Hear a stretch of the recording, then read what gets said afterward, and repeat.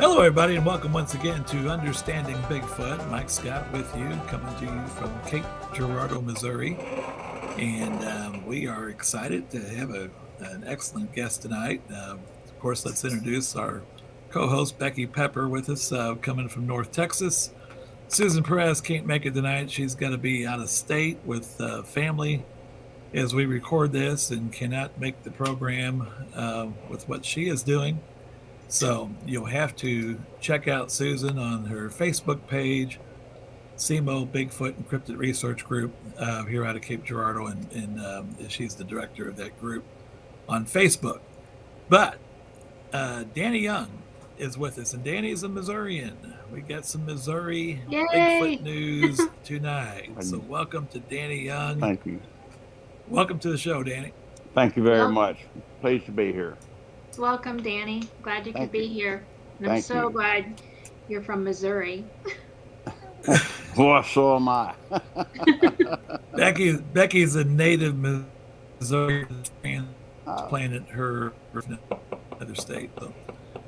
But when people think Bigfoot, Sasquatch in Missouri, what are they thinking? Ozarks, Mark Twain National Forest, Merrimack River Valley.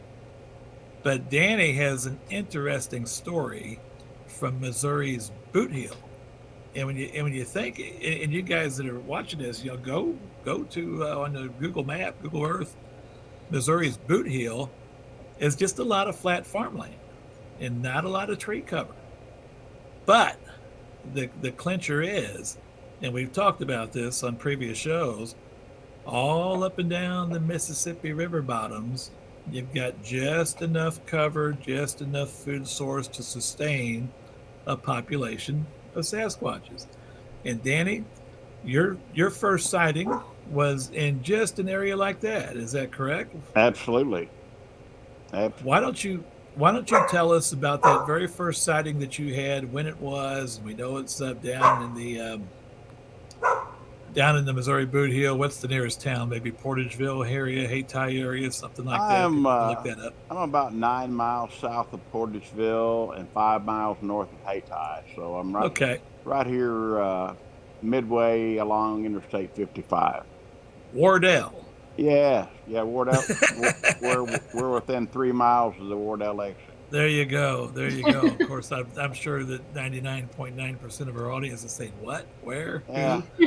So, well, those that are from around would have remembered all the big district tournaments, basketball and what have you. We used to have at the old the Ross School gymnasium there. well, when I was a student at Southeast Missouri State University in the 80s, the basketball team had a basketball player from Wardell, and a young man named Harold McAdams. You Absolutely, probably remember. You absolutely, probably remember Harold McAdams. He sure, played, come out of Wardell, and was a good basketball player for Southeast Missouri State.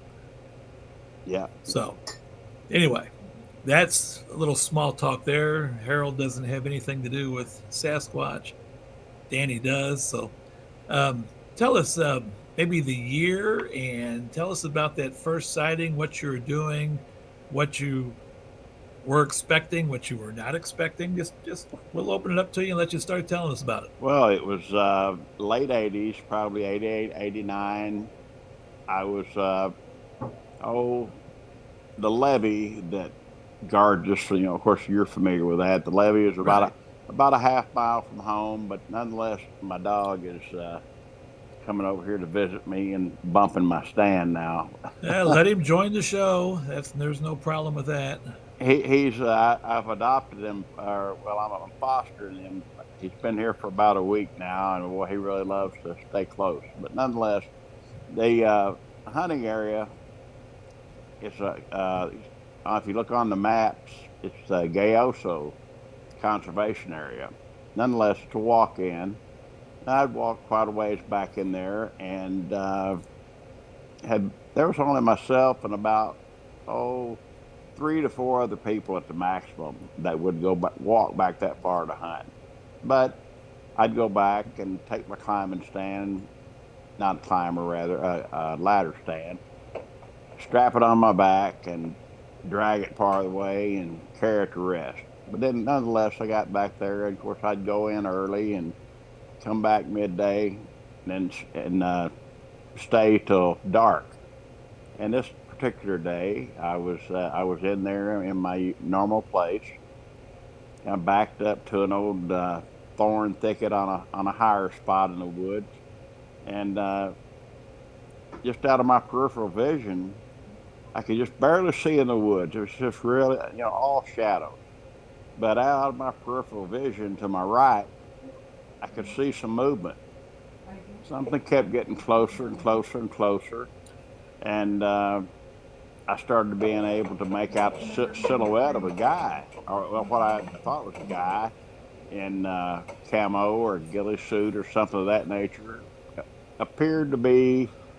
Oh, I kind of cut ahead a little ways. By the time I got to the bottom of my stand, I was sitting at 10 feet and had my legs hanging off, of course, on the first rung of the ladder, on the first or second rung of the ladder. But nonetheless, it stopped. I was hunting into the wind, so I'm sure that no matter what, they did catch wind of me. So after it stopped within 4 feet of the bottom of the ladder, and I quietly said, "Have you had any luck? Did you see anything, something of that nature?" Now is this at dawn or dusk? What time of And the day now was it again? this was right at dusk. It was Right at dusk. yeah, Okay, toward the end of the day. yeah, out in the bean field, which had been cut. You could see pretty well to walk back, but out in the woods, in those, in that virgin timber, it was getting pretty dark. The shadows were growing large and deep. But anyway, this thing, guy, whatever the case would have been, turned to the left to look at me over his shoulder. Never completely turned a face toward me. I couldn't make out anything, but I could just tell that he was turning his body enough to try to see where that voice came from. But he never spoke. It just kind of, I don't know, it wasn't necessarily a shrug, but it was more or less that he kind of drew his head down into his shoulders and got maybe smaller at the shoulder and turned and walked away, just like sneaking away very slowly in the same path that he'd come from.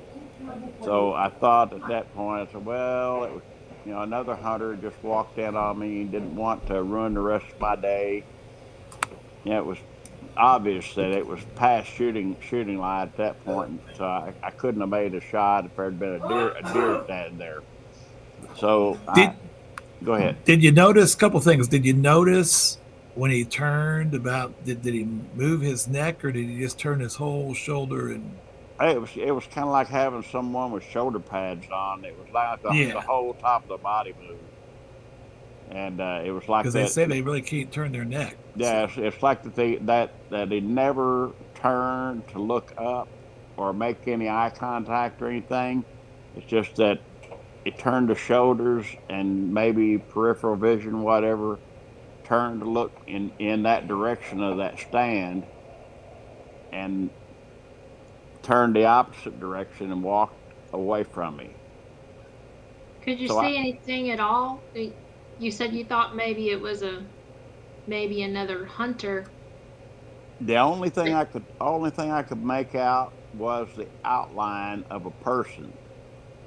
I thought I had when I first saw it, and like I said, it was within probably 4 feet of the bottom of my ladder stand, and being that close, I still couldn't make it out. But I thought in my head was what was running through my head was that it's a guy in leaf cut camo had just come out at the time, and I said this has got to be a guy in leaf cut camo or a ghillie suit.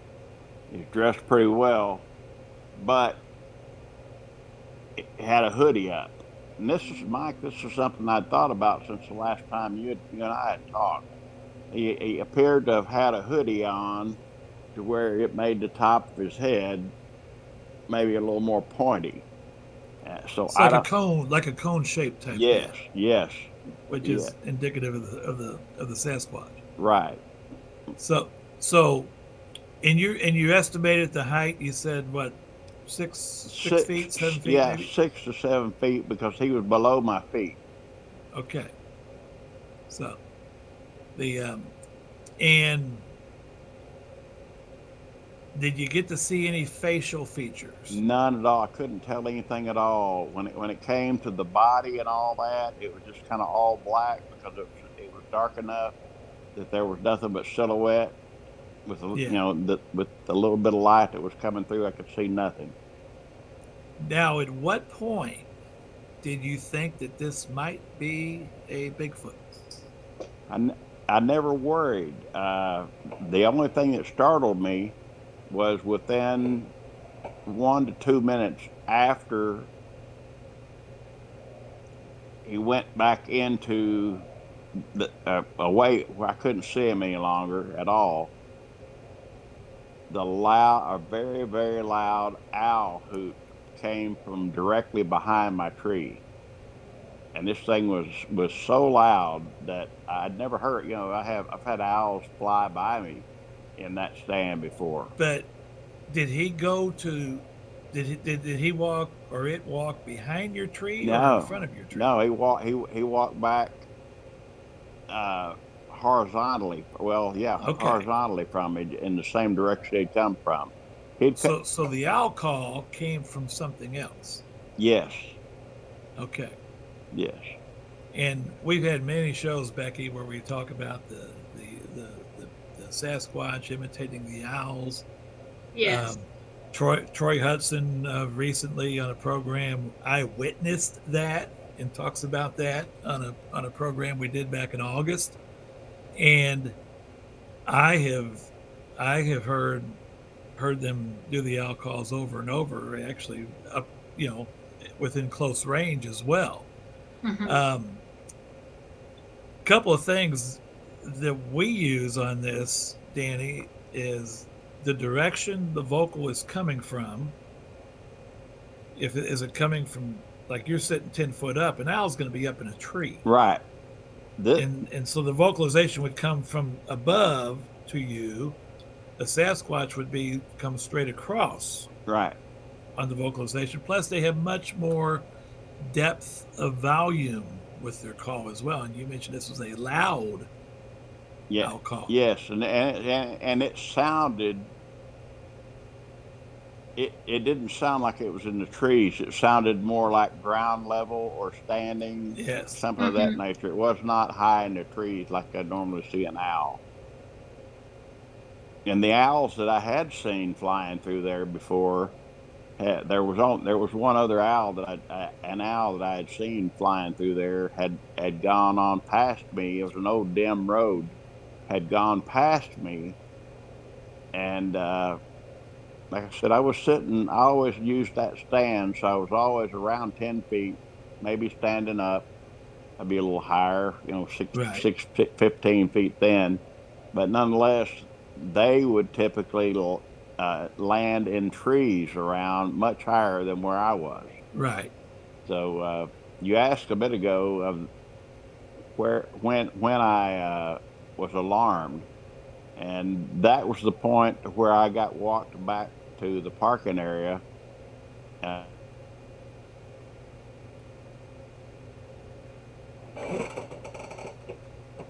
I think he froze. One of the slough or there was no way to wade because of the mud being so deep in this thing.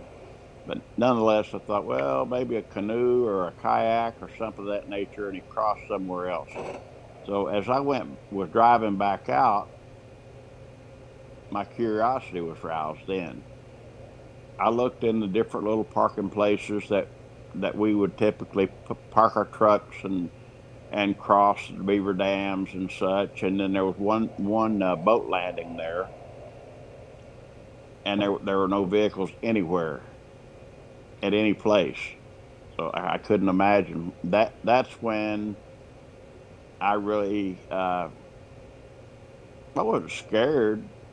It already happened, and Right. the experience had already happened. I did it. Everything was fine. There was no aggression, anything of that nature. So I really Yeah. wasn't too worried about it. Hmm. But I was just my curiosity was piqued by the fact that no other vehicles were around. I What couldn't figure. what was that? Yes, exactly. Yeah, Walking on two legs. yeah, yeah. And But there were never any sounds, no grunts, no breathing, none of the things that I've seen on the different videos. I heard none. I experienced none of that. Wow. But you had an experience where you felt the presence there. Oh There yeah, was something there. definitely so, definitely so. There's no doubt that there was something or someone standing right there with him. well, we do know that just up the river from where you are, um, at Big Oak Tree State Park, there's on one of those shows on the Travel Channel, one of those paranormal caught on camera shows or something like Hmm. that. There was an episode where some people talked about in that state park seeing a Bigfoot, Oh, and I that haven't seen that one. and that's not too far from where you're at up the river. No, only about 30 miles, 30, Yeah, 45 and miles. then a little bit north of there, I've talked to a young man that had a sighting outside of Charleston at the near the Drinkwater station. Hmm.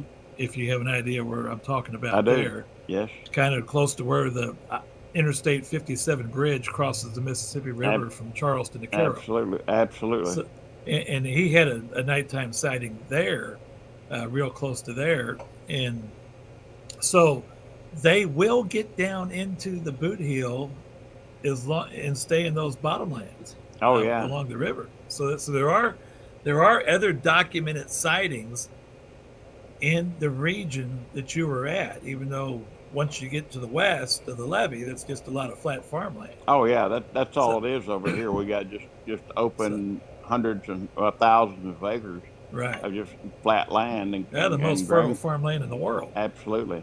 So the now, so the alcohol is what puzzles me because that tells me there possibly was another one in there as well Right.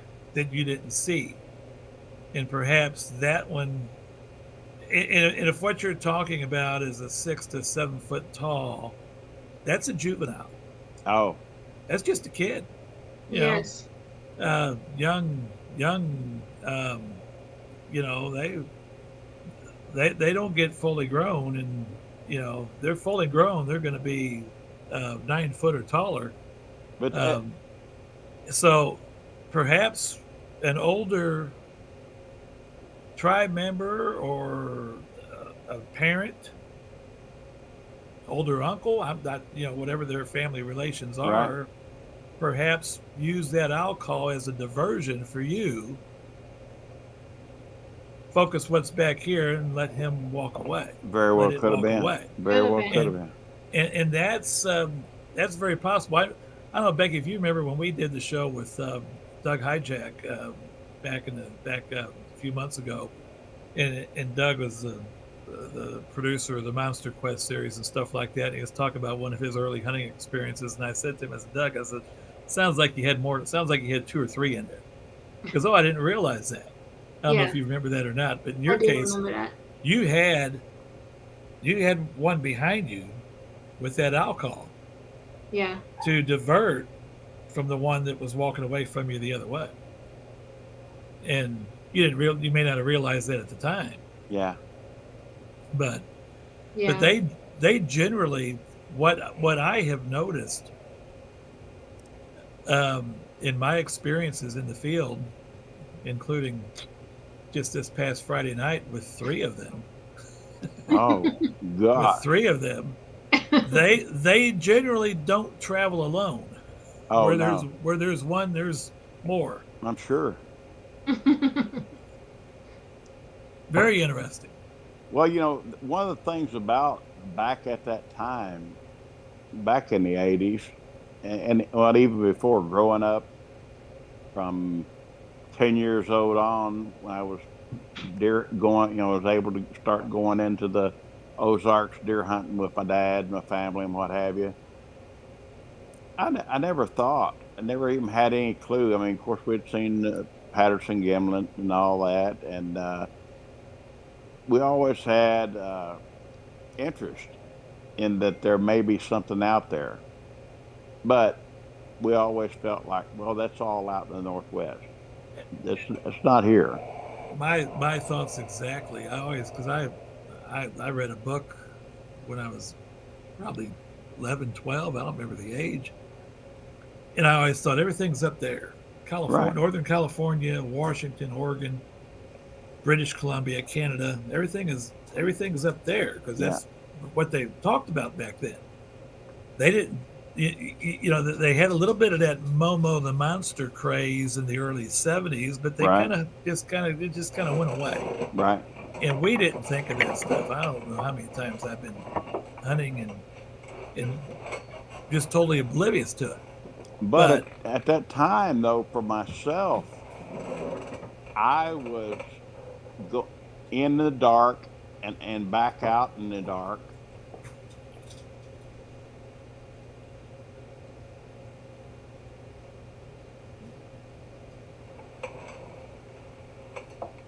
I was looking for the deer. Not I never I can't ever even recall looking at the ground and right, trying to find a footprint. Much less think about never, a big footprint never. there. The only thing that was strange about that, one of the areas about halfway from where I parked on back to the Mississippi River is probably 3/4 of a mile to a mile. Yeah, I had one friend that would walk all the way back in to where he hunted along the river, and along that river's edge, from where the field stopped and there was that bit of timber, there was just a major trail through there, and we always assumed it was just like a cattle trail, like a deer trail. right. But nonetheless, that's where he always hunted. So I asked him one day. I said, "Larry, have you been taking your ATV or your three four wheeler at the time, or three wheeler, I should say? Have you been taking it back there?" No. I said, "Well, where I'm going in, there is a huge opening in those trees that's not like a typical deer trail. This thing is wide. It's like someone has backed an ATV or something up in there and parked it to finish their walk, and I just kind of assumed that you were doing that." He said, "No." He said, You always see my truck parked there. I always walk all the way in."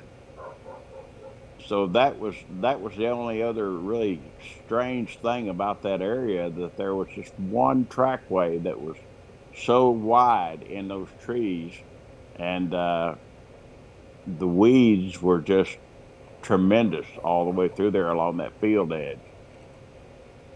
That's so cool. Now, and what year did you say this was, by the way? Is it 88 or 89?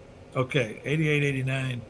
Now, let's in this Missouri's Bootheel, let's pivot because once you realized what, I guess, at what point did you really come to the realization? Maybe I dealt with Bigfoot at that time. Um, was it shortly after that time, or was it years later after maybe some of these shows came out and stuff like that? Oh, it was at that moment, Okay, that I thought, but still yet I still hunted here close to home. I'm, right, like I said, within a half mile.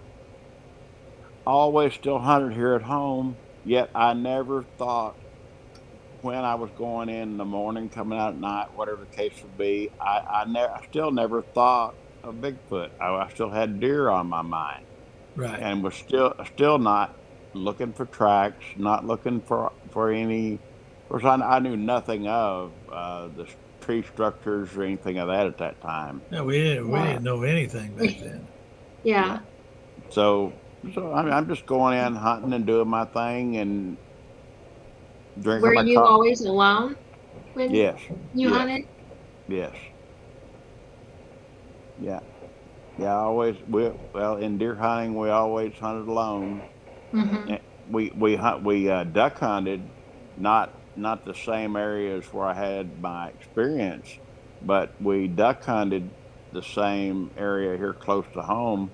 There's an old lake bottom back in there that's 2,200 acres that Oh, was all bean fields back then. okay. But in the last 15 years, that has been sold back to the conservation department, and that's all grown up wild now. So you can imagine, Mike. I sent you a few pictures, and you can Right, see the right. growth of the young Yeah, trees and you look such. topographically. Well, if you just topographically go south of Charleston down through the Bootheel, you can see where that area Oh, is, and you can see where those absolutely. woods are. Yeah. Between the levee and the river going down through there, and the way the river bends, you Oh, got yeah. huge acreage of woods because that river just Yeah. doesn't come down straight. Yeah. I could So go north of me. I can drive 3 miles north and be within a mile of the levee, or excuse me, a mile of the river off the levee. I could drive 3 miles south of me, and I could drive right up to a boat ramp that is yeah, adjacent to, just to shoot off the river. But nonetheless, it's just right there on the river. right, But to get to this area that I was speaking of where I hunted, that bend made it's 8 miles as the crow flies to the the farthest point of what we call Black Island, and right. That's a that's a lot lot of of acreage. area, Sure is. a lot of area in there. They can hide out, hunt deer, fish. Oh You yeah, know, and then what, it was during my childhood it was all farmland, and since there's been a lot of acreage put back into uh, cottonwood forest or cottonwood. It was going to be cottonwood right, farms, but somehow it was purchased by the state, and somehow that all worked out to where it's all just growing up wild again now. So things are going back now to where they were as far as growth of timber and such, and wildlife. Things are going back now to what they were when I was a child. So since then, since the late 80s, have you had any other encounters? Not here at home, not here at home, but yes, up in the southeast Ozarks. Yes, we have.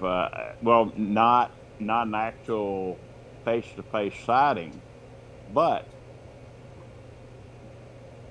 we had hunted a particular area, and as long as we deer hunted and squirrel hunted and all that on the south side of this road, there was never a problem.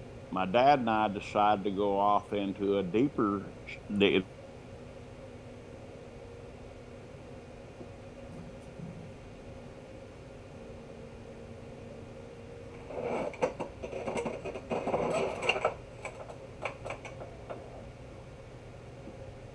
Started seeing more and more, uh, are having, excuse me, more and more activity of limb breaks and things of that nature. And he said that at times that he was seeing or hearing rocks rolling around. We So all we all just wrote it off to maybe bear, when but you said you and your dad decided to go off into a deeper something, you were cut off. yes, yes, What were you saying?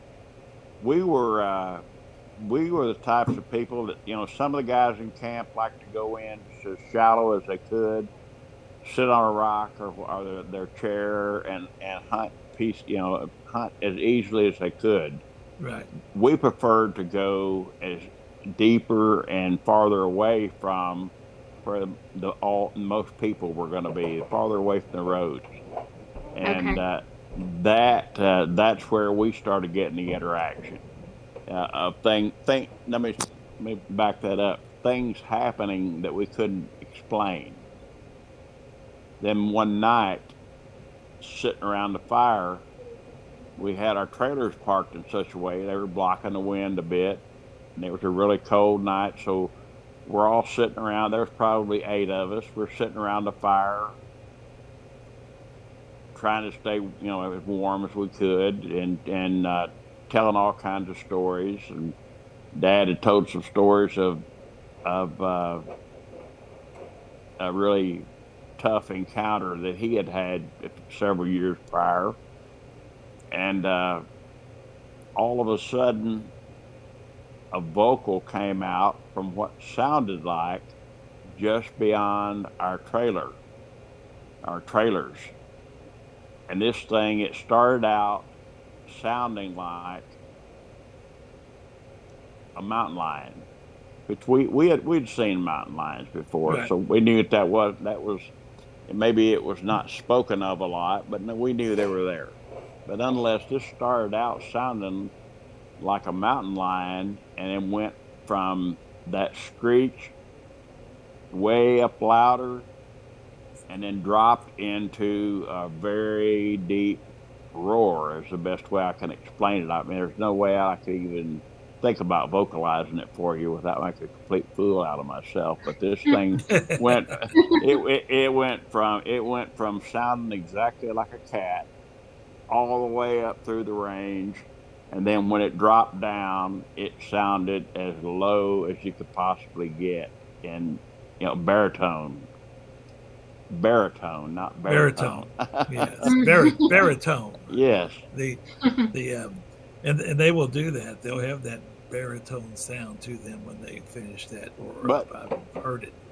The during that, as we're sitting around the fire, though, on that south side of that ridge across that road, the coyotes were just packed up and hunting and yelping and carrying on really loudly. As soon as that vocal came out, those coyotes shut up, and there was no more vocalization from them at all. very interesting. Wow, And that is and that, interesting. of course, we're all sitting out there. We had just haven't had dinner, and it's getting dark, and everybody's about ready for bed. My son's sitting there beside me, and well, nobody has any weapons or anything out. And my son gets up and steps over to the trailer and grabs my rifle and brings it over and leans it up against me. So, Just in case. yeah, and Just in case. we had we had a fellow that was there, the eldest of our crew, that had actually worked with the Civilian Conservation Corps back in, I guess it would have been the 30s, when they cleared those a lot of those roads up through that county. And he his one of his jobs was to go out and help to subsidize the camp meat with venison each day. So he's got it. He goes out and he's hunting, and he says he got lost one particular day.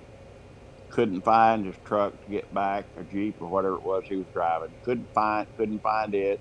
Couldn't find a road. He said the only thing he needed to do was just to build up a fire. He said, if I build a big enough fire, I'll stay warm, and maybe somebody will see it and come and find me. And during that night, he said that there were eye shine of all different kinds. There were animals that came into the fire to where he could see it was a raccoon or a coyote or whatever. And he said there were things that came into the fire. I don't know what they were. but his joke, I mean, he said this laughingly because it wasn't a problem to him. He'd since later on gone on to World War II, and I'm sure he saw worse things than that. But nonetheless, every day, all the younger guys would get up, and we'd be hitting the woods at 4:30, 5 o'clock, well before daylight, and he would tell us all the time while he's standing there in his red plaid shirt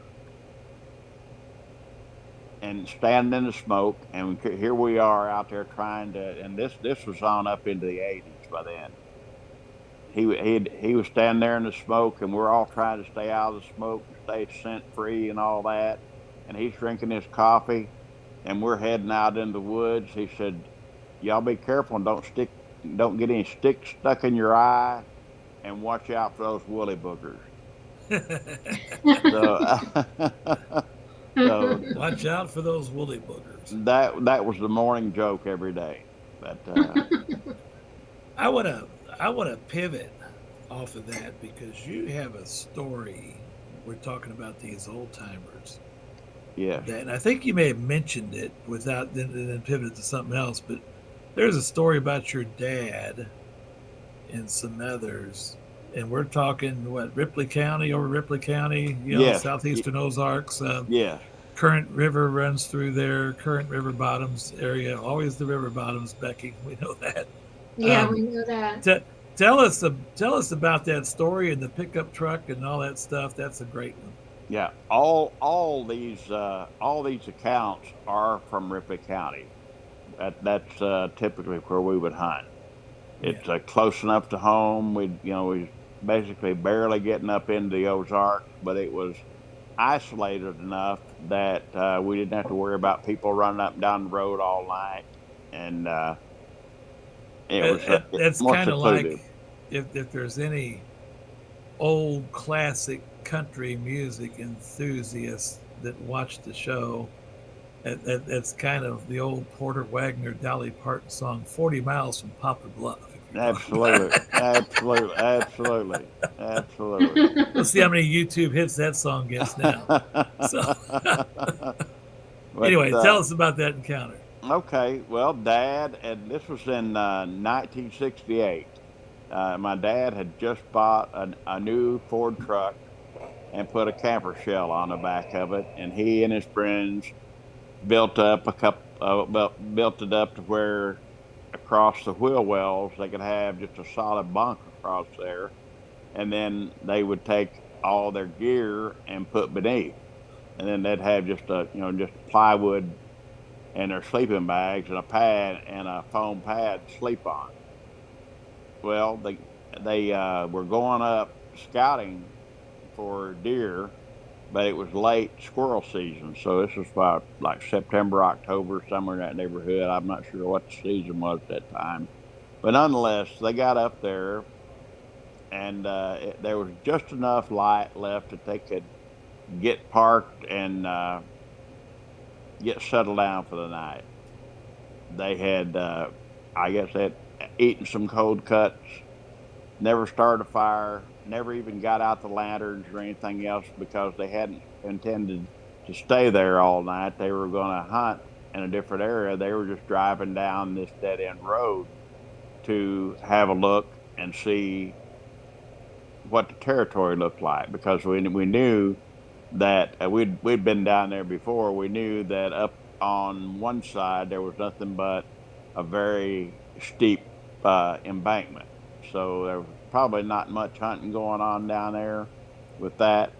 But the other side was just an open pasture, and of course that would have been private, so we wouldn't have gotten involved with that. But nonetheless, they pulled down in there, found a place wide and clear enough that they could pull in and primitive camp. And one of the friends decided that he would just get a cot out. They had carried a cot, or a couple of cots. Anyway, he got one of those out and put it out beside the truck, or out near the truck. And when and made his bed out there. He said it'll be too warm for all three of us to sleep inside there in sleeping bags. So they gave everybody some room. And in the middle of the night, or sometime in the darkness, my dad's friend started hollering, "Buddy, get the gun. He's got me. He's got me. Get the gun." And Dad doesn't know what's going on. He's laying over there sound asleep. And when his friend started seeming in distress,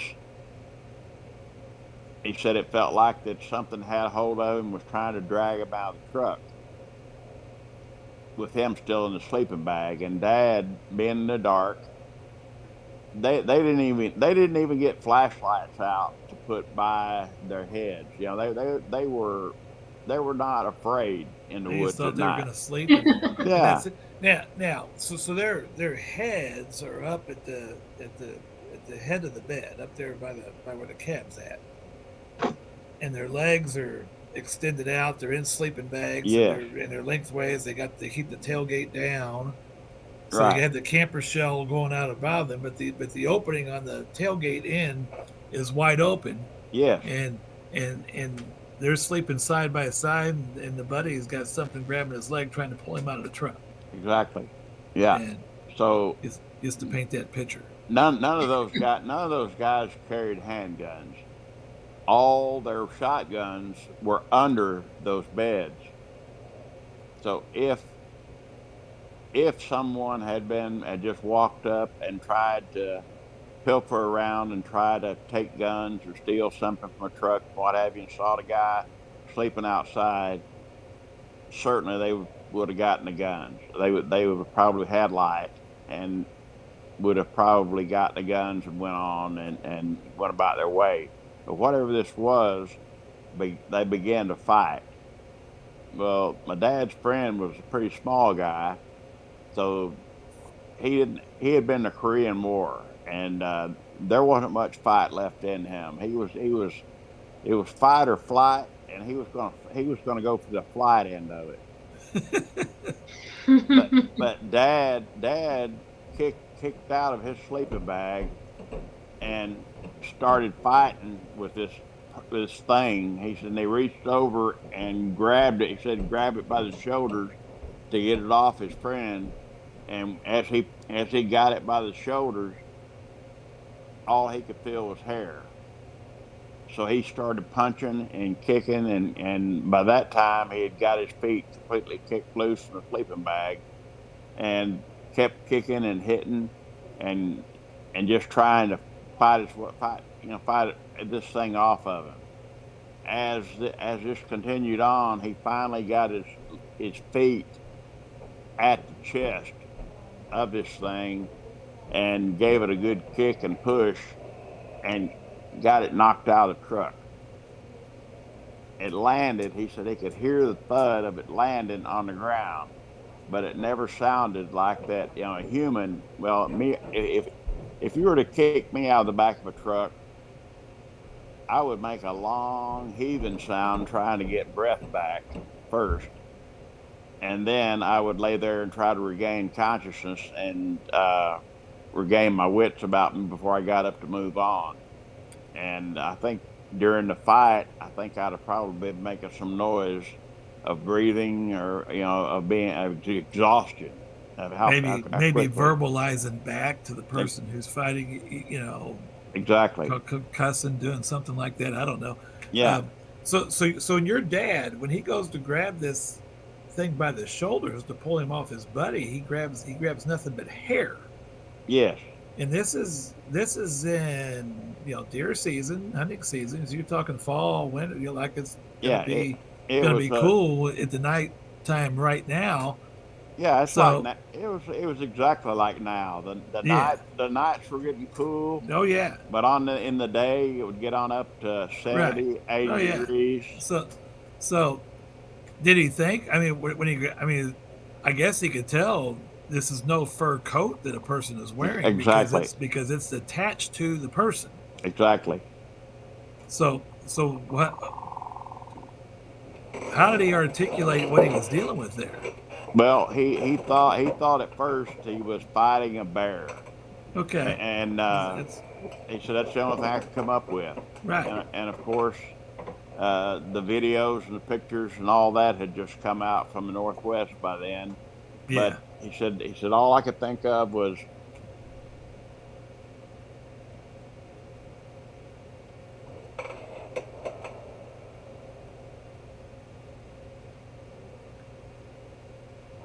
kept on going. And he said finally when he got it kicked out, it hit the ground, made no noise, and the next morning he said, as it got light enough that they could pack up and leave, he said they didn't worry about, didn't, and it was rocky as well. But he said we never thought to look for footprints or anything else. He said we just wanted to get out of there. so, now, what about the guy that slept outside? Well, the guy that slept outside, he as well had been. All three of these guys had been in the army, Right. and the guy that slept outside, he said when Narvel started hollering, "Get the gun," he said I knew it was time for me to get out of the cot and get on the ground as close as I could get and stay there because I didn't want to get shot. Because he said I didn't want, and being as dark as it was, he said I didn't want. He said we just flat went in there unprepared with no light and not even a flashlight close to us because we felt like there was enough moonlight to see, and we just weren't prepared for what happened. Interesting as to why it wanted to pull him out of the truck, but Yeah. nonetheless, Well, nonetheless, that's an experience of a lifetime in itself. they thought that maybe the fact was that, as I'd mentioned a moment ago, that it was someone that came up, saw a guy sleeping out on a cot, and started pilfering around in this camper and found that there were people in there, and then he was going to get them out, and maybe start to fight or whatever the case would be. But the good thing was there was no firearms Yeah, to and the exchange. thing, I don't know, Becky. What's your observations on that story? Wow. I could speculate, but I want to hear what you think Oh, wow. Well, I don't because we're know. It's trying to just, understand Bigfoot. Assuming yeah. that may have been a Bigfoot, we don't know for sure, I guess. Well, But that's the Right. thing. Everything I don't know. I hear some people say Bigfoot's not aggressive. Some people say that Bigfoot could be aggressive. In my experience, I don't see that. I don't think that. Right. Um, uh, this is very interesting to me. well, let's Um, examine, facts. He may not have been aggressive. I've seen, right. Right. I've experienced super extraordinary strength out of the Sasquatch. The If he wanted to tear those two guys apart, I think he could have torn those two guys apart, Absolutely. and Absolutely. he didn't do that. Right. Assuming that if it's something that had hair all over its body, we know Yeah. that. Yeah. And I had made a statement about my situation. I said, the guy looked, as far as where I was sitting, the guy looked to be 6, 7 feet tall and around 300 pounds or so, and there I was in my mid late 20s at the time, and worked out a lot, played ball, and was in pretty good shape. And I thought, well, you know, a guy that heavy and not looking like he was in very good shape as far as the silhouette would go, I think I could take him. But yeah, knowing what I know now, I'm better off to have stayed in that seat.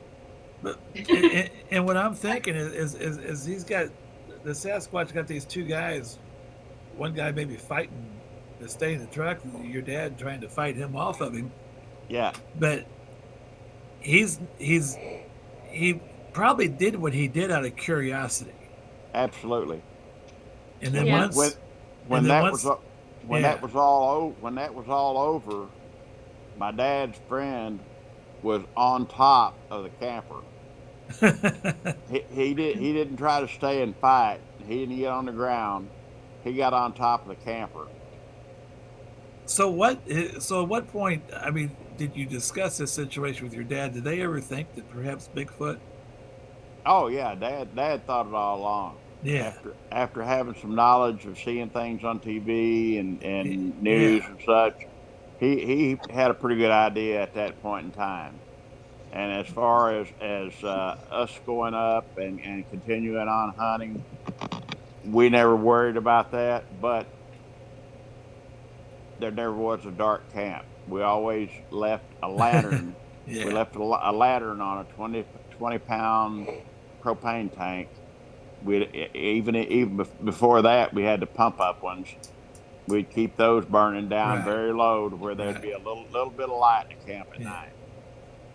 Well, So it seems like that the the Sasquatch may not have been as aggressive as they thought, and Right. he let it beat on him a little bit. And he eventually, okay, went the other way instead of coming after them aggressively at that point. Exactly. So, Exactly. it's almost like curiosity gone bad. That's my feeling of it is from my experience to that, and from walking through the woods at night or in the dark. Right. There's probably been many times that there could have been aggression, but there was probably more walking away or staying still and not coming Oh, into contact. they're good at standing still and letting you so not see them. I just had a question, um, just a thought or curious that it was your dad that grabbed the hair, Yes, right? yes.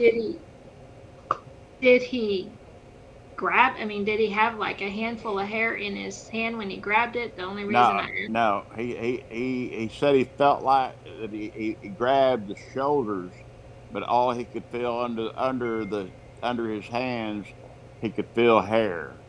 he could feel hair. It was just, it could have been a hairy guy as far as that goes. But a hairy guy running around outside Yeah, without but no I don't Without shirt a think on. shirt on, I don't think you and would you would Yeah, have felt feel more than just. I mean, nobody's the that hair hairy where that's all you're right. gonna feel is hair. because the reason I asked that is because when I was in junior high, I was on the bus one day with a couple girls who I just flat out couldn't stand, Oh boy. and and one of them was wearing a fur coat, and so I went to grab. As she was getting off the bus because she made me mad, I went to grab the fur from her coat, and I got Hmm. a wad of hair, Oh yeah, so that's why I was asking. yeah. Just Well, from that aspect of it, there was Dad actually never pulled any hair out or anything else. It was Dad. Dad was had come through the army and enjoyed boxing a lot. So he was probably once he got the contact over on him, and it became more of a wrestling match and a boxing and kicking situation. I would imagine that he stayed balled up with fists and put everything he could to it, face, Yeah. chest, anywhere he could from a boxing standpoint, and then he started to kicking and what have you. hmm That's when he finally, and he was very limber. That's when he finally got his knees back far enough that he could get his feet against the chest and pushed off. But he said, it was just like there was hair all over. That's an incredible story. wow. The I'm not sure too many people punched out Sasquatch and lived to tell about it. Yeah. Well, I I, I I, I don't don't think I, so. It's not I on don't my know. bucket list. I don't know. I can't say that he ever punched him out, but I mean, he fought his Yeah. way out from a situation that he had no idea what it was. Oh my goodness. Right. But I think the key point to bring away from this, talking about that particular subject, is that none of those three guys, they laughed and joked and told stories and what have you, but they were never ones to lie about anything or not tell the truth about anything, especially if it comes to that. I mean, it's almost something you can't make up. No, no, I mean, no nobody's way. going to make that up. No, no, Right. Yeah, that's no. crazy. Well, it's kind of like like my situation there is that it never bothered me for years and years. It still doesn't bother me, Right. but I will wait till I can see a little bit to walk out and hunt into the woods, and same as coming back out. I'll get back to the truck before the woods get dark. I probably leave a little early and maybe miss a few deer from that aspect of things, but I'll go later and leave earlier to I don't keep from blame having that you. encounter again. I don't blame you. Yeah. I was The- wondering if you still hunted. So. Oh, I do. I've been disabled for about 5 years now, so I'm just now getting back to the point of being able to get out and walk a bit and go farther and do more. And it's really fun. As a matter of fact, just it's been probably a month, maybe even longer. Mike, it's when you and I first started talking. right.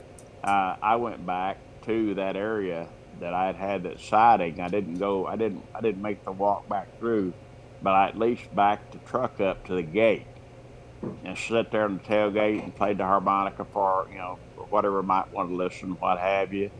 And shortly thereafter, an owl hooted. Now I don't know if it was a big owl or a small Yeah. owl, or Yeah. yeah, Yeah. it didn't sound out of the norm. Right. But as far as distance off the edge of the field, it was about the same distance off the edge of the field as where my stand would have been sitting if you would have been that Okay. half mile, quarter half mile back. It was about that same distance. But then shortly thereafter, back down to my north, another owl hooted down there. Now it could have been a pair, just letting each other know Right. where they were, Right. what have you. They Hmm. may or not like my music, but I just thought I'd bring them a little something along. There I you go. didn't want to carry the guitar along and play that, so I just thought, well, I'll try the harmonica to see if that tone, if they would like that Huh. tone, if anything would like that tone a little bit more. But that's the only time that I've been back. But now this last week, I did go back and walk in the woods here close to home, and it was just fantastic just to get back out there and walk Hmm. around. And I I bet really it think was. I think the physical therapy proportion of that, plus Yeah. the relaxation of getting back into the woods, will really do me a lot of good. Well, you're going to have to do it again because you and I aren't too far apart from each other. We need to get together sometime, whether it's down at your place or up at my place or both places at different times, and just go check it out and see what type of interactions we have and see how much fun we can have doing that. That Oh, would that'd sound be great. Yeah, it'd be Yeah. fantastic. I Yeah. guarantee you, I would. I couldn't say that it wouldn't frighten me to see or hear things out around the camp, but I'm very curious as We to get things out and to get things out in the clear in my mind, to have the interaction and as you do, let them uh, know that I'm not out there to hurt them. I'm out there. I'm yeah. curious, and That hope they stay the same. Becky will tell you, and of course, our most recent program we recorded with Tom Cantrell. Tom kind of challenged me. He says, Mike, he says, you got to get out there and do it alone. He says, you got to get out there Yeah. and let them come see you. He says, you got to be able to do that. And, and, and we were out this past Friday night, and there were three that I know of within 30 yards of us because you can see the ice Oh shining my. through the glow of the fire. And I was with Bill Rummage, and and I thought, I still don't know if I can do that. See, Mike, As Yeah. far isn't it as, so? as far I as didn't. I guess I didn't realize that you had not been out alone. Um, not by myself. I've always had somebody with me. I and then haven't I just sat realized it out when we there did by that show, myself. and I can't believe that because Yeah, I I mean, would be. I'd go well, out there alone. then do it. I mean, I and know. people might think, yeah, I'm a wimp, but you just sit there and you just think, okay, do I really want to do this by myself? And but I, I got closer. We're getting closer. So, but yeah, we ought to get together and do some stuff, either place, both places, Oh, I'd and love to. hey, your stories are great. I really love the one about your dad and his buddies in the truck, and that's very incredible. Your personal encounters, but um, you've been a great guest tonight, Danny. You're becoming a good friend, and we appreciate you coming on. Well, thank you. Yes, thank I you. would like to mention though that I had a friend who also was not one to make up stories. He was uh, he was really into coon hunting, and he had his dog and his rifle out, of course, and his headlight, and they parked. And he said that it was a weekend night, and of course all the rest of us young guys were out riding around town doing our thing. And my friend decided that he was going coon hunting instead. He got out and he hunted, and he said he got to this one area, and he said, I thought I had walked up on a party. There was a lot of noise, a lot of voices, and what have you. And he said, the farther I got, I realized that first there was no music, there was no fire, and when I came out of the woods line with that headlamp, I saw something I didn't want to see, and he took off, and he probably made his way across. Oh gosh, that had to have been, if he's where I thought he think he was probably 5 to 6 miles from home. He left his truck back there. Never went back. He didn't go back to the truck till the next day. Hey, he went back to the truck for his truck the next day, but nonetheless, he had walked into something, and he would never tell. He would never tell a story. He would never tell what he saw or anything. He said I couldn't understand what they were saying, and I left. It was Huh. no party. It was no party, Hmm. that's all he would say. And Yeah. unfortunately, we lost him last year, and Hmm. I could never get the rest of the story from him. He would never talk about it. Wow. Yeah, I'm sorry. Very interesting. yeah, yeah. That is interesting.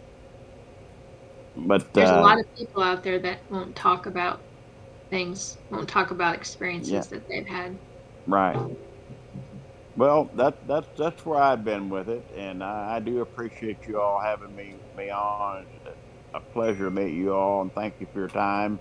This is And what this format is all about. It's getting people like you to come on and share what you've experienced so that others can watch it and say, you know what, maybe I can talk about this. Maybe there's an audience out there that doesn't think I'm crazy. And well, that's and just it. There's most. Well, let me say this: all of my hunting friends and friends around and all that, they are very skeptical of my encounter. I had asked them when I went back out here a few weeks ago, come out and go with me. Let's build up a fire, just sit around. Yeah. I'll bring a guitar or harmonica, what have you, or we'll just sit around and do nothing. Just sit around and listen. Nobody would come. Everybody kind of chuckled it off and went along. Said, "Oh, there's nothing out there."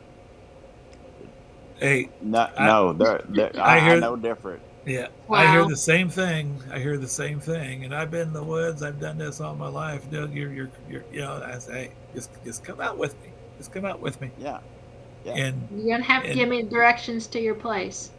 I'd be more than happy. and More than happy to have you all here. that's then they don't want to do it. No, no, I'm not. I'm not. So anyway, Danny, it's been wonderful. I'm enjoying your friendship. I'm enjoying the stories. I think our audience will like what you're doing and what you have to share too. And anyway, you've been a great Well, guest, and we're going to go ahead and wrap it up because some of us aren't retired like you are, and we got to get up and go to work in the morning and all this other stuff. Yeah. ah, no, One of these days, though, we're going to be there. One of no, these no, days. no schedule is great. I can't wait. Guys, But for Maybe I'll Dave, be there before Mike. you for you probably are so. all more than welcome anytime, and All righty. I would be very pleased to have you I may here, take or come up and visit either one. may take you up on that. We'll do both of them. But You're the anyway, you're the folks with the schedule. I don't have a schedule. Just there you go. tell me when There to you be go. there. All right. All right, folks, that's Danny Young, and we appreciate him tonight from Missouri's Bootheel Thank you. and sharing his experiences. And Becky Pepper, of course, you guys know Becky um, from the show. We want to thank Sean Seaball for producing us, and hopefully Susan can get back to Missouri soon so she can join us again on the program. But folks, so long. Until next time, you're watching Understanding Bigfoot. We'll see you.